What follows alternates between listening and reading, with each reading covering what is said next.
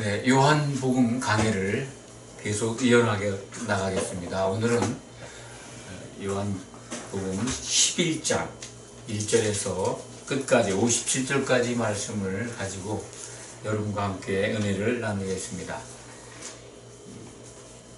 병든 나사로, 오늘 본문을 우리가 같이 읽었습니다만 예수님은 나사로가 병든 것을 아시고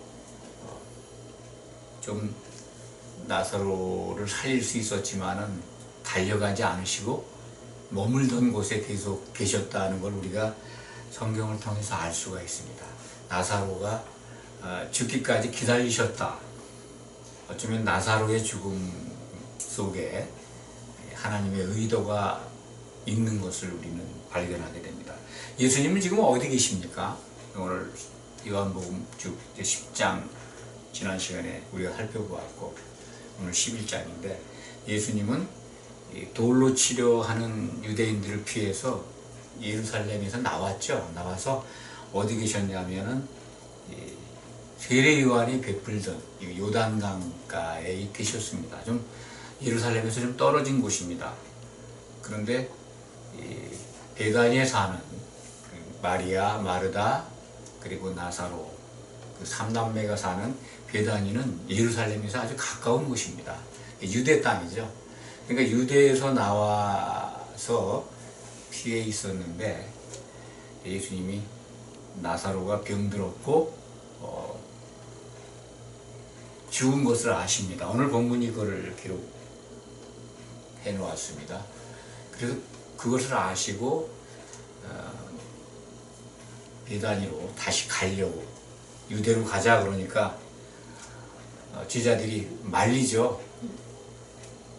그 유대 땅에서 사람들이 돌로 치려고 하는데 또 거길 가시려고 합니까?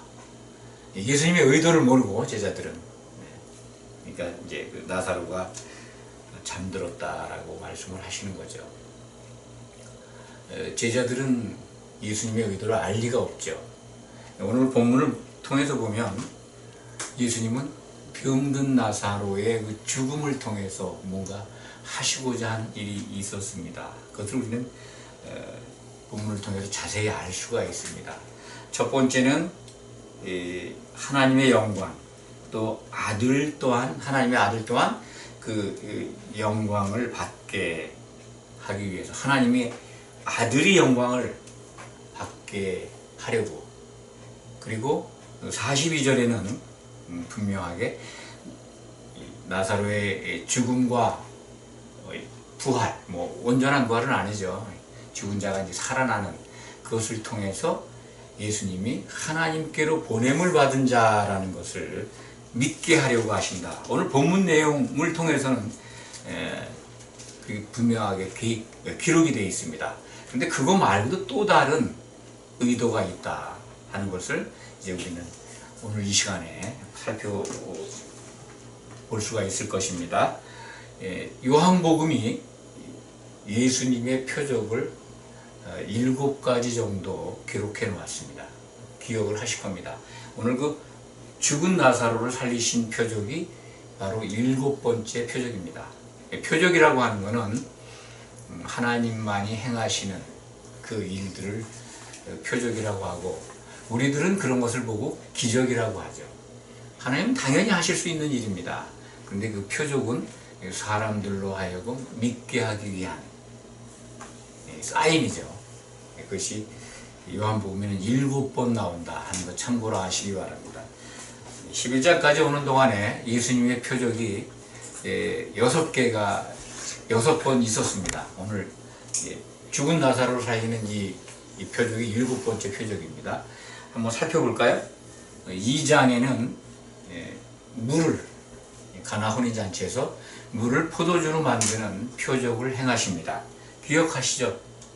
물이라고 하는 무생물, 그런데 유기물로 포도주로 바꾸십니다. 유기물이라고 하는 것은 생명체라는 것입니다. 생명이 있었던. 그래서 포도주로 만든 그 기적은 예수님은 생명을 부어주시는 분, 생명을 갖게 하시는 분, 살리시는 분이라는 것을 우리는 그 표정을 통해서 알 수가 있습니다. 물이 포도주로 바뀌는 사건이 요한복음 2장에 기록이 되어 있습니다. 2장 7절에서 11절 사이에 그 혼인잔치에서 바로 물을 포도주로 바꿔놓는 표적을 보이십니다. 두 번째 표적은 4장에 나와 있습니다. 그 왕의 신하야, 가버나움에 있던 그 분봉왕이죠. 분봉왕 밑에 있는 어떤 신하였던 것 같습니다. 신하의 아들이 다 죽어가는데 그것을 살리십니다. 그 표적 뭐 기억하실 겁니다. 세 번째 표적은 은혜의 집이라고 하는 벳헤세드, 베데스다 연못에서 38년 된 병자, 참 물이 움직일 때 들어가면 병이 낫는다고 하는 어떤 미신과 같은 거기에 빠져있는 병자를 고쳐주시죠. 그 병자는 자기가 왜 물에 들어가려고 하는가 하는 목적을 그 대화 속에서 보면 잃어버리고 있어요. 물에 들어가는 게 오직 로망의 꿈이에요. 예수님이 낫고자 하냐, 무엇을 해주기를 원하느냐, 낫고자 하느냐 그렇게 물었는데도 물에 내려갈 수가 없습니다라고 얘기하잖아요. 그러니까 얼마나 한 가지 이렇게 집착해 있으면 뭔가 목적을 잃어버리고 집중하면 그걸 잃어버리는 겁니다. 왜 물로 내려가야 되는지 낫고자 하느냐 물어봤을 때 정상적인 사고를 가지면 다 지금 저는 낫고자 합니다 그랬으면 간단하잖아요. 근데 내려가는데 뭐 나보다 다른 사람들이 먼저 내려가고 나를 데려다 주는 사람이 없고 이렇게 하는데 그 은혜의 집 벳헤세드 베데스다 연못에서 고침을 바라고 있던 38년 된 병자를 그냥 고쳐주십니다. 표적이죠. 38년 동안 고침을 원했던 사람, 누구도 못 고쳤던 것, 하나님만이 하시는 그 표적을 보이십니다. 그 다음에 이제 6장에 오면은 유명한 오병이어기죠. 떡 5개와 물고기 2마리로 5,000명이나 되는 남자들 기준으로 많은 사람들을 빈들에서 먹이십니다. 그것은 예수님 자신이 내가 생명의 떡으로 온 6월절 생명의 떡이다 라는 것을 알려주신 사건입니다. 그 다음에 6장 같은 장에 물 위를 걸어가시죠. 그 표적을 행하시고 제자들을 먼저 보내신 다음에 사람들이 너무 많으니까 밤에 제자들이 간 그 물 위를 걸어서 제자들이 바람 때문에 아주 애를 먹는데 그 배에 오르십니다. 오르니까 뭐 파도가 잔잔해지는 그런 그 기록을 우리는 요한복음 6장에서 볼 수가 있었습니다. 그 물 위를 걸었다는 의미, 그냥 단순한 의미는 아닙니다. 예수님이 물 위를 걸어가신 것, 물은 이제 세상을 의미합니다. 이 세상, 파도가 치는 이 세상이죠. 세상을 완전히 발로 밟아 다스리시는, 제압하시는 그런 예수님의 모습을 우리가 그 6장 물 위를 걸으신 예수님을 통해서 알 수가 있습니다. 9장에 와서는 이제 6번째 표적이죠. 날 때부터 맹인의 눈을 뜨게 하십니다. 뭐 실로암에 가서 씻으라 해가지고 눈을 뜨게 하시죠. 이 실로암, 날 때부터의 맹인은 하나님이 하시는 일을 나타내려고 했다 하는 그 말씀도 기록이 되어 있고, 또 그 사람을 진흙을 눈에 붙여놓고 실로암에 가서 씻으라 그러면 된다라고 하니까 그 날 때부터 소경인 그분이 가서 씻고 나았죠. 실로암, 보냄을 받았다. 그 연못 이름이 상징하는 예수님이 어떤 분인가, 자기가 누구인가를 알려주는 표적이었다 하는 것을 우리는 그 말씀들을 통해서 9장까지 6번째 표적을 우리는 요한복음에서 발견했습니다. 이제 7번의 표적이 등장하는데 오늘 11장에는 이 죽은 나사로, 병들어 죽은 나사로, 베다니에 사는 나사로를 살리시는 그 표적이 오늘 본문에 들어와 있습니다. 본문을 중심으로 해서 말씀을 증거하겠습니다. 서두에 말씀을 드렸습니다. 나사로가 병이 들었는데 그가 죽기까지를 기다리신 예수님을 우리는 여기서 발견할 수가 있죠. 이틀을 더 유하셨다. 6절에 보면은 나사로가 병들었다 함을 들으시고 그 계시던 곳에 이틀을 더 유하셨다. 계시던 곳이 우리는 성경을 통해서 추정한다면 돌로 치는 그 유대인들을 피해서 예루살렘에서 나오셔가지고 요단강 세례 요한이 베풀던 곳 거기에 유하셨다, 거하셨다 하는 기록이 있습니다. 우리가 지난 시간에 살펴본 본문 말씀에 있는데요. 그것을 생각한다면 아마 예수님이 거기 이틀을 더 머무르신 것 같습니다. 나사로가 병들었다는 소식을 듣고도. 그러다가 좀 지나서는 예수님이 이제 나사로가 죽은 것을 아십니다. 그러니까 유대로 가자. 그것을 모르는 제자들은 아니 얼마 전까지 주님을 돌로 치려 했는데 어딜 또 가십니까? 그러니까 나사로를 깨러 간다라는 말씀을 합니다.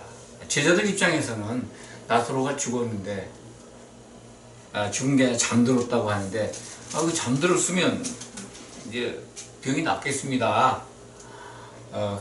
그렇게밖에는 제자들 생각 속에서 수준에서 말을 할 수가 없겠죠. 그런데 예수님은 나사로가 잔다고 하는 것은 죽었다는 거죠. 죽은 것을 이제 살리러 가시겠다. 그러니까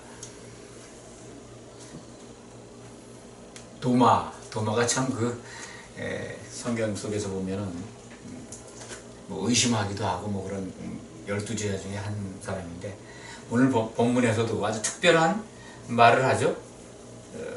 도마가 다른 제자들에게 말하되 우리도 16절입니다. 주와 함께 죽으러 가자. 이렇게 얘기하죠. 사실은 좀 이렇게 보면은 그냥 생뚱맞은 말 같지만 이게 성경에 왜 기록이 됐을까 하는 걸 생각해 본다면 그만큼 유대인들에게 표적이 돼 있다. 예수님이. 그러니까 예수님이 유대로 다시 가면 돌에 맞아 죽으실 건데 우리도 가서 같이 죽자. 그런 의미로 이해하시면 될 겁니다. 근데 예수님은 그때까지 나사로가 죽은 것에 대해서 나사로 동네에 같이 있지 않고 떨어져 있는 것을 제자들 너희를 위해서 기뻐한다. 제자들을 믿게 하려고 예수님이 참 보냄을 받은 하나님께로 보냄을 받은 그리고 요한복음이 끊임없이 제시해주는 6월절 어린 양, 그 어린 양으로 오신 예수님인 것을 알게 하기 위해서 이렇게 모든 것들이 예수님의 의도, 예수님이 계획하시고 그런 일정 속에서 진행하신다는 것을 말씀하시는 겁니다. 기뻐하신다는 거예요. 병든 나사로가 죽었어요. 죽었는데 그를 살리러 가. 그 일을 하는데 그것을 보고 너희가 믿게 되니까 그걸 기뻐한다 하시는 겁니다. 그러니까 의도가 있는 거죠. 예수님이 보냄을 받은 자다. 근데 어떤 보냄을 받았느냐 하는 것, 무슨 목적인가 하는 것은 오늘 우리가 같이 읽었습니다만 55절이라는 11장 55절을 한번 살펴보시기 바랍니다. 유대인의 6월절이 가까움에 6월절을 등장시킵니다. 예수님의 모든 일정은 공생 일정은 6월절과 관계가 있다는 겁니다. 예수님이 초림하신 목적입니다. 6월절 어린 양으로 십자가의 제물로 매달려 죽으셔야 돼요. 죽으러 오셨습니다. 그렇기 때문에 이제 세 번, 마지막 공생의 마지막 6월절을 얘기하는 겁니다.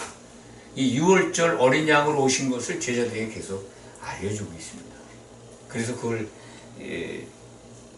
병든 나사로가 죽었는데 그 죽은 나사로를 살리는 그 과정을 통해서 제자들에게 그 유월절 어린 양으로 온 자신도 소개하고, 또한 예수님은 죽음과 부활을 경험하실 분이라는 것을 또 알려주는 겁니다.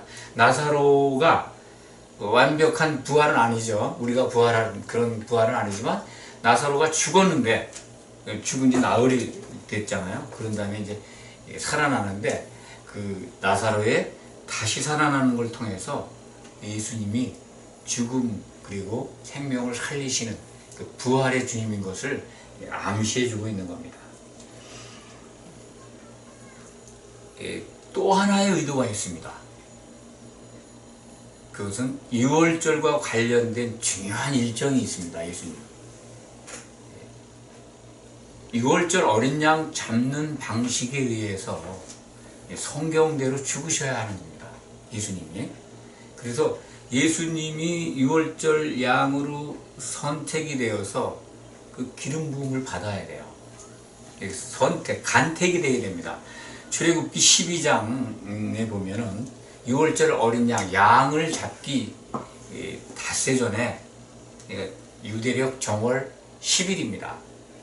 고린도전서 15장을 지난주 수요일날 여러분들과 함께 살펴볼 때 예수님은 성경대로 죽으셨다, 그리고 성경대로 살으셨다는 말씀을 우리가 함께 살펴본 바가 있습니다. 그때 그 성경대로라고 하는 것이 유월절 어린 양이 유대력 1월 10일 정월 열흘날 간택이 되고 선택이 되고, 그 보존 나흘 동안 이렇게 점검을 하죠. 따로 잘 살피고 있다가 열 나흔 날 잡습니다. 양을 잡아서 이제 피를 문설주에 바르고 살은 구워 먹고, 그런 어떤 이 하나님이 정하신 그 율법에 정한 절차가 있습니다. 그거대로 예수님도 구약 성경에 기록되어 있는 그 그림자를 이루시는 실체로서 그것을 다 과정을 밟아야 합니다. 그러기 위해서는 예수님이 유대력 1월 10일 그 닷새 전에 예수님이 유월절 양으로 선택이 돼야 돼요. 그러려면 뭐가 필요하냐면 이 나사로의 죽음이 필요했던 겁니다. 이해하기 힘들지만은 이 나사로의 죽음과 부활을 통해서 예수님이 바로 유월절 그 양인 것을 알게 할 사람이 있어요. 그게 바로 누구냐면 병든 나사로의 누이, 동생인가 같습니다. 마리아입니다. 대단히 마리아는 과거 예수님이 자기 집에 와서 설교하실 때 마르다는 막 음식을 사주냐고 바쁘하잖아요. 근데 마리아는 예수님이 하시는 그 말씀, 그것만 이렇게 쉽게 들었던 여인입니다. 그 여인은 아마 예수님에 대한 어떤 이 남다른 믿음, 이분이 바로 그분이다라고 하는 확신을 가졌던 것 같습니다. 근데 그 때가 언제냐? 그 때가 가까웠을 때 오라버니의 죽음을 통해서 예수님이 정말로 죽음과 부활을 경험하실 바로 그 메시아구나 하는 걸 알게 되는 겁니다. 죽은 나사로 오라버니를 무덤에서 살리지 않습니까? 그걸 보고 베다니 이 마리아가 이제 준비를 합니다. 그 준비를 시키기 위해서 지금 예수님은 나사로가 죽기까지 기다리시고, 그리고 다시 유대로 베다니로 가서 이제 그 나사로를 살리는 그 과정이 지금 17절 이하에 기록이 되어 있습니다. 그래서 이제 예수님과 그 제자들이 예루살렘에 가까운 베다니까지 가죠. 거기서 이제 예루살렘은 아주 가깝습니다. 마리아의 언니 마르다가 먼저 나와서 마중을 했고, 또 예수님과의 대화를 통해서 나는 생명이요 부활이다, 그리고 믿기만 하라, 믿으면 하나님의 영광을 보리라. 하나님의 영광을 본다는 거, 그거를 잘 기억하시기 바랍니다. 하나님만이 하시는 일이 나타난다는 겁니다. 그러니까 죽은 나사로가 살아난다는 거죠. 근데 그걸 예수님이 하시는 게 아니라 아버지가 하신다는 것을 오늘 본문에서도 알 수 있죠. 왜 그럴까요? 하나님이신데 예수님은 이때 신분이 인자죠. 인자. 하나님이셨지만 사람의 아들로 오신 겁니다. 그래야 그리스도가 되시니까. 사람만이 죽고 죽음을 맛볼 수가 있죠. 사람만이 죽고. 하나님 신분 그대로 있으면 죽지 못합니다. 하나님의 모든 것을 내려놓고 종의 형체를 가지시고 오셨다는 것이 빌립보서 2장 6절의 기록입니다. 예수님은 그 하나님의 권능과 모든 지위와 그 영광을 다 내려놓고 종의 형체를 가지고 오셨습니다. 그렇기 때문에 예수님은 이 인자로 있는 상태에서 나사로를 살리는 유일한 길은 아버지께 간구하는 것입니다.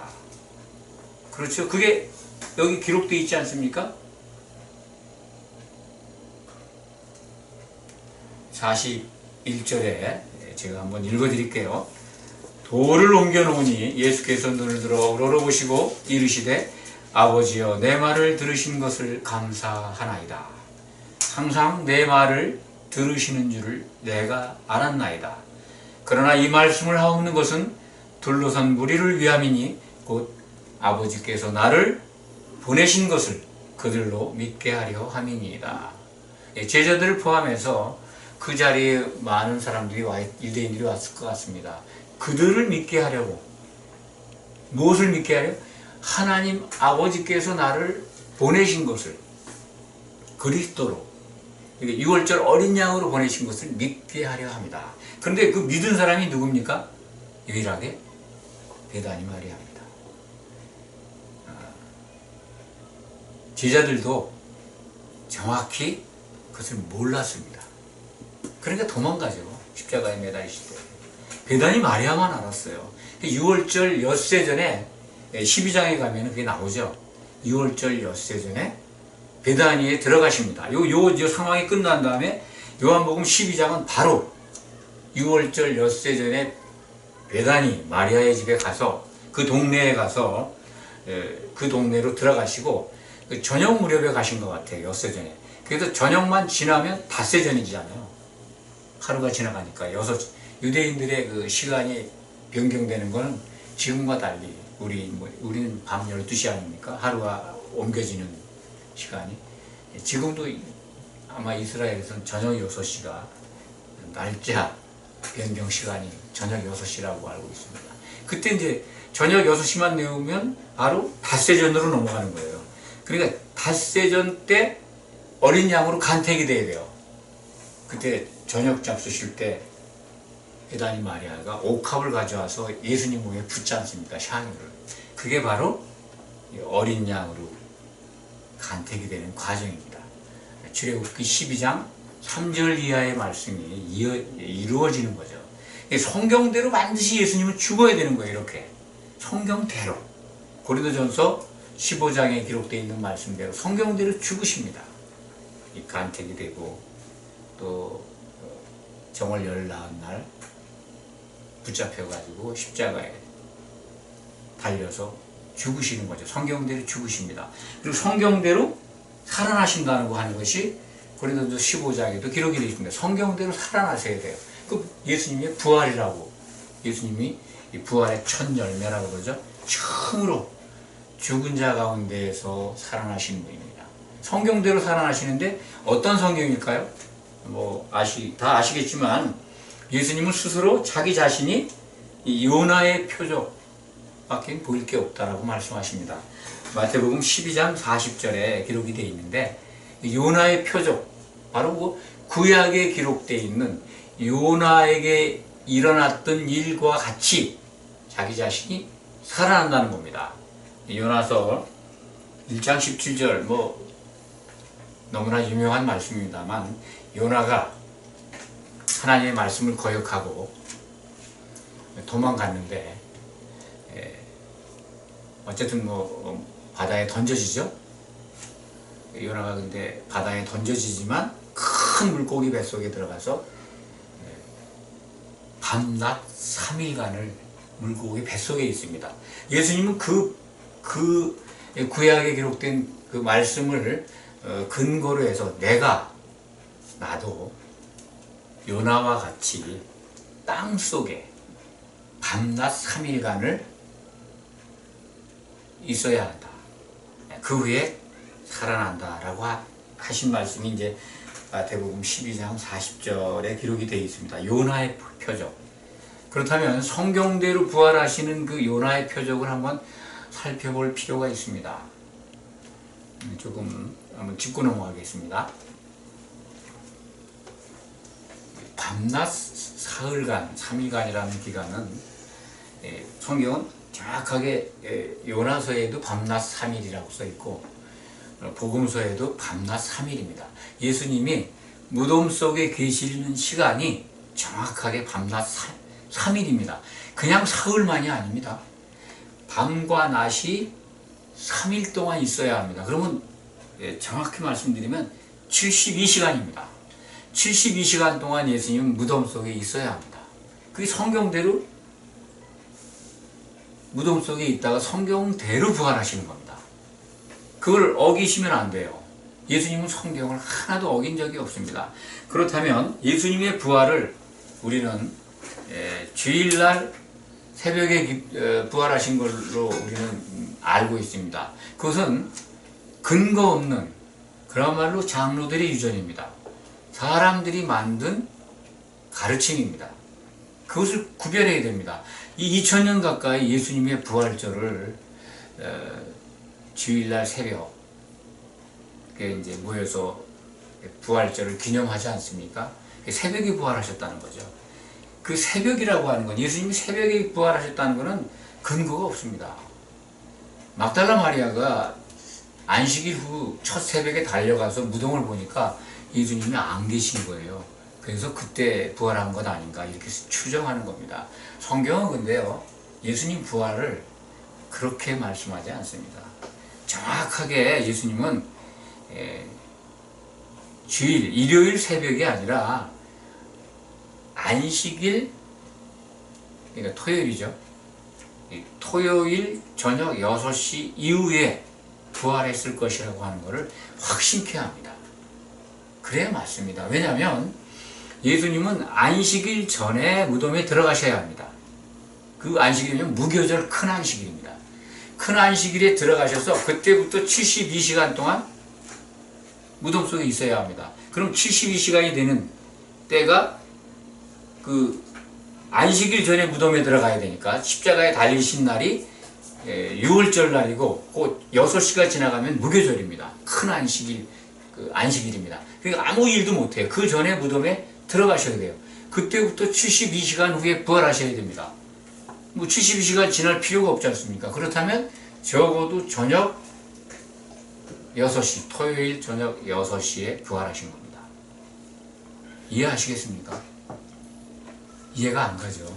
그러려면 토요일 저녁 6시 이후에 부활하려면요 만 3일 전으로 돌아가야 합니다. 언제 십자가에 달리셨냐 하는 것을 계산해야 합니다. 그럼 성금요일 날 돌아가시고 일요일 새벽에 부활하셨다고 믿고 있는데 성금요일 땅속에 들어가는 시간을 뭐 금요일 오후 6시 전이라고 하면은 토요일 6시 전후 24시간 토요일 저녁 그 주일 저녁 48시간 그런데 그 안식일 주일날 새벽에 돌아가셨다고 믿는다 하더라도 뭐 12시간 돼봐야 36시간밖에 안 됩니다. 예수님은 72시간 동안 무덤에 계실 거라고 스스로 말씀하셨고 성경도 밤낮 3일을 요나처럼 그 무덤 속에 있어야 된다고 증거하는데 그러면 적어도 절반의 시간은 어디로 가버렸습니다. 그래서 금요일날 십자가에서 죽으셨다고 하는 것은 성경적이지 않습니다. 이 부분은 복음서에서 우리는 얼마든지 발견할 수가 있습니다. 예수님은 수요일날 십자가에 달리셨습니다. 그리고 적어도 수요일날 저녁 6시 이전에 무덤에 들어가셨습니다. 땅속으로. 그리고선 수요일 저녁 6시를 기준해 보면은요, 6시 전 5시 뭐 59분쯤에 그러면 하루만 목요일 그게 24시간이죠. 그 다음에 목요일에서 금요일 그리고 48시간 72시간이 되려면은 뭡니까? 안식일이 끝나는 금요일 지났죠. 토요일 언제입니까? 저녁 6시 무렵. 그때까지 무덤에 계셔야 합니다. 그리고 그거 지나서 이제 토요일이 지나면 지금 우리가 얘기하는 이제 주일이죠. 썬데이죠. 유대인들은 토요일이 안식일이니까. 그러면 수요일 십자가에서 죽으시고 무덤에 들어가는 거예요. 수요일 날 십자가에서 죽으시는 게 맞습니다. 예수님의 일정이 성경적입니다. 그래야 72시간 무덤 속에 있다가 썬데이 시작되는 이제 우리가 지금 얘기하는 이제 토요일 오후 6시 이후에 부활하신 겁니다. 무덤에서 나오신 거예요. 발견은 그때가 이제 안식일이니까 막달라 마리아가 그 안식 후 첫날 새벽에 무덤에 가서 발견한 거죠. 그렇게 오해가 되어 있는 겁니다. 이 부분은 나중에 기회가 되면 자세히 살펴보도록 하겠습니다. 성경대로 죽으시고 성경대로 부활하셔야 되는 예수님인데 그것을 사람들이 자의적으로 뭐 전통적으로 성금요일 금요일날 돌아가셔서 3일 만에 그리고 부활하셨다.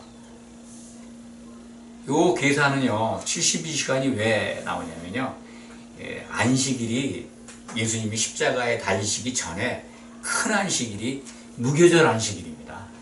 무교절 큰 날, 그날은 아무것도 안 해요. 그리고 정규 안식일이 매주 일주일에 한 번씩 돌아오는 7일마다 한 번씩 돌아오는 그 안식일이 그 다음에 있었던 거예요. 이제는 이해가 가시죠? 안식일이 2번 있었다는 겁니다. 그래서 보통의 안식일이 끝난 후에 마리아가 간 겁니다. 그거는 어떻게 증명하냐면요. 복음서에 있는 그 안식 후 첫날 그런 거냐 안식일들 후입니다. 원문을 보면. 안식일이 복수예요. 안식일 하나 지났다는 게 아닙니다. 안식일들 후에 가서 보니까 예수님이 안 계셔. 그러니까 무교절 6월절 다음에 무교절 큰 안식일 지나고 그 다음날 평일입니다. 그러니까 목요일 날이 그러니까 목요일 날 이제 아침이 되면 평일이죠. 그때 갈릴리에서 따라온 여자들이 향품을 준비하러 갑니다. 왜냐면 안식일 날은 꼼짝 문을 여는 가게도 없잖아요. 예수님이 예루살렘 오실 때 내가 죽고 부활한다고 얘기를 해도 못 알아들었던 여인들이 그때서야 예수님이 돌아가시니까 그때서야 향품을 사러 가는 겁니다. 그 다음날 안식일이 끝난 다음에 그리고는 또 그걸 사놓고서 보통의 안식일이 또 돌아오니까 꼼짝 못하고 있다가 그 안식일이 끝난 다음에 향품을 가지고 가서 시체에 뭘 이렇게 해보려고 했는데 예수님이 안 계셨던 겁니다. 이제는 그 일정이나 기간이 이제 이해가 되시죠?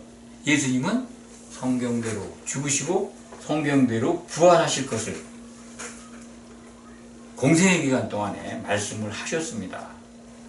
이 죽은 나사로를 살리시는 예수님, 그걸 통해서 예수님이 죽고 부활하셔야 된다고 하는 것을 옆에 있는 제자들에게 알려주는 거죠. 또 나사로가 다시 살아났던 그것을 가지고 예수님도 죽지만 다시 살아난다 하는 것을 알려주는 겁니다. 제자들을 지금 믿게 하는 거죠. 제자들을 믿게 하는 게 가장 큰 목적이고요.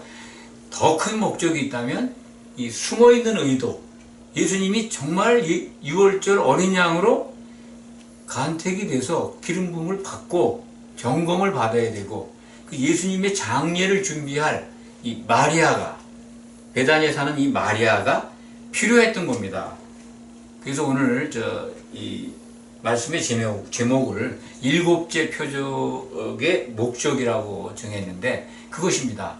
7째 표적을 예수님이 행하셔야 되는데 그 핵심이 뭐냐면 6월절 어린 양인 것을 확인하는, 그러면 인증샷하는 이 베다니아에 사는 마리아가 필요했던 겁니다. 마리아로 하여금 그 준비시킨 겁니다. 향유를 준비하고 굉장히 비싸다고 그래요. 지금 돈으로 하면 어마어마한 돈인데 그걸 갖다 그냥 예수님 몸에다 붓지 않습니까? 12장에 가면은 그 내용이 나옵니다. 그런데 이 마리아가 예수님께 향유를 부은 사건을 예수님이 마태복음 26장에서는요 정말 놀라운 설명으로 제자들에게 일러주십니다. 마태복음 26장 6절에서 13절 사이의 말씀인데, 그 마리아가 이 잔치집에서 예수님의 몸에 향유를 붓는데 그것을 보고 그 비싼 거를 왜 허비하느냐고 제자들이 이제 나무라지 않습니까? 그때 예수님이 내 장례를 위해서 좋은 일을 했다 그럽니다. 좋은 일을.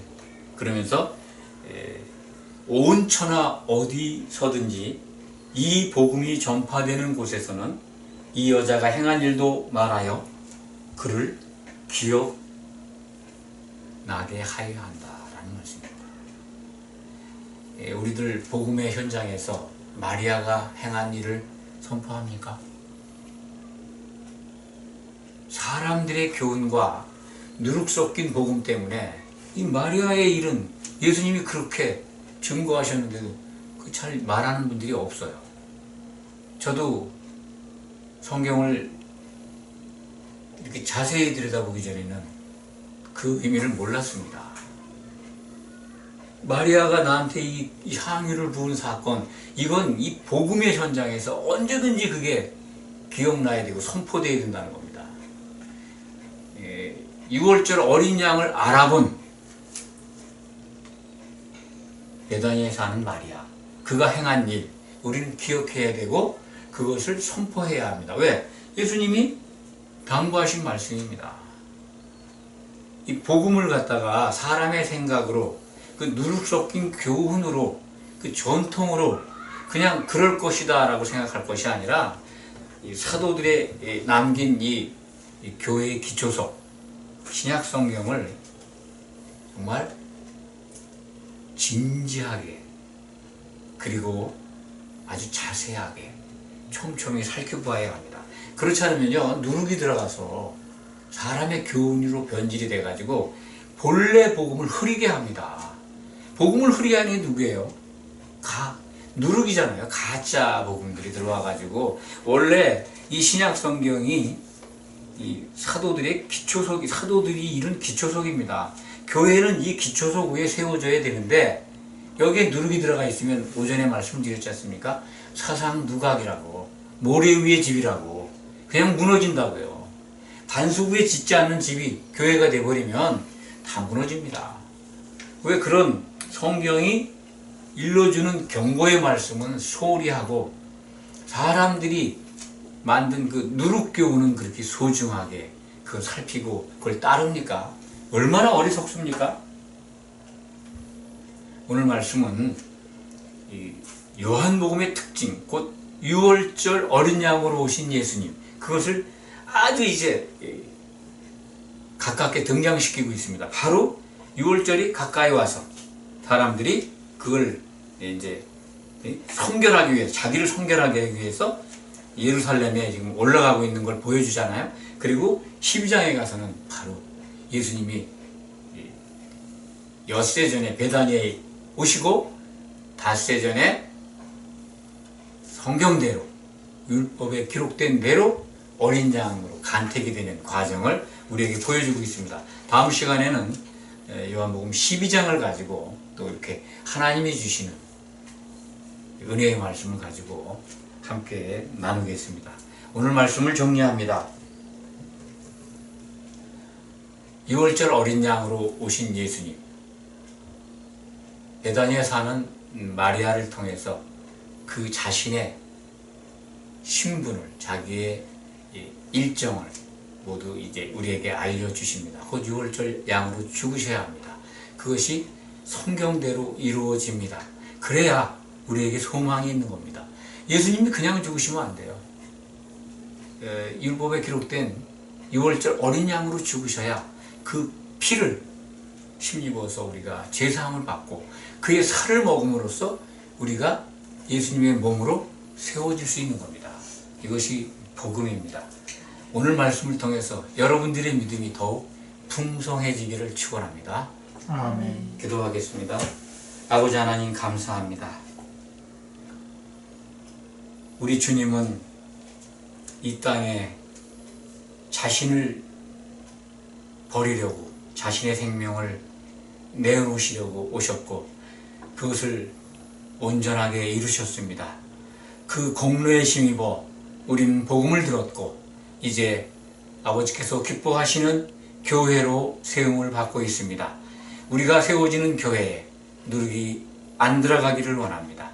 오직 예수 그리스도의 사도들 그들이 남긴 누룩 없는 온전한 기초소, 온전한 성경의 말씀을 토대로 우리가 세워지기를 원합니다. 마귀의 미혹에서 우리를 보호해 주시고 참으로 흠이 없는 예수 그리스도의 몸으로 세워지기를 원합니다. 이 예배에 참석한 여러 성도님들 그리고 동영상을 통해서 말씀을 듣는 많은 성도님들 온전하게 흠이 없이 보존되어서 하나님을 기쁘시게 하는 성도로 승리할 수 있도록 인도해 주시옵소서. 예수 그리스도의 이름으로 감사드리며 간절히 기도하옵나이다. 아멘.